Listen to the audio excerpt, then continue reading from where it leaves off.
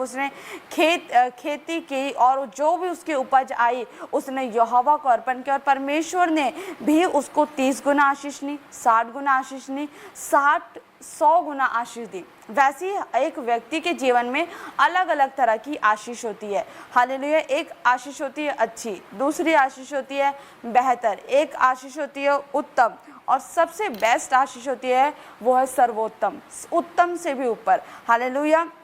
और खुदा का कलाम भी यही कहता है, परमेश्वर का कलाम कहता है कि जो ऊपर से आता है वो सर्वोत्तम है। वो सर्वोत्तम आशीष के लिए, वो बेस्ट टू बेस्ट आशीष के लिए, सबसे अनॉइंटिंग आशीष को लेने के लिए हमें सिर्फ खुदा के कलाम को पढ़ना नहीं है, हमें खुदा के कलाम को पढ़कर, उसको सुनकर, उस वचन को समझना है। हालेलुया।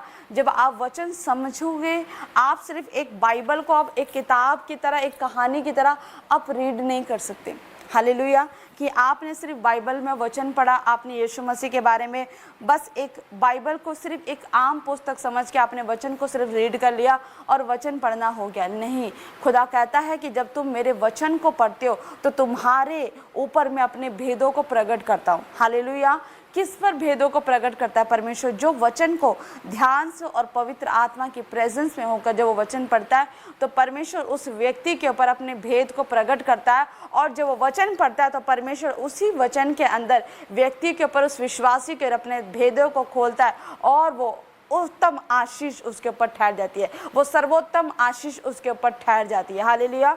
तो यहाँ पर परमेश्वर यही कहना चाहता है कि जब एक व्यक्ति, विश्वासी सिर्फ वचन को पढ़े ना, सिर्फ वचन को सिर्फ सुने ना, परंतु पढ़ने के साथ साथ वचन को समझे, उस भेद को जाने कि यहोवा परमेश्वर एक व्यक्ति के जीवन में क्या कहना चाहता है। हालेलुया।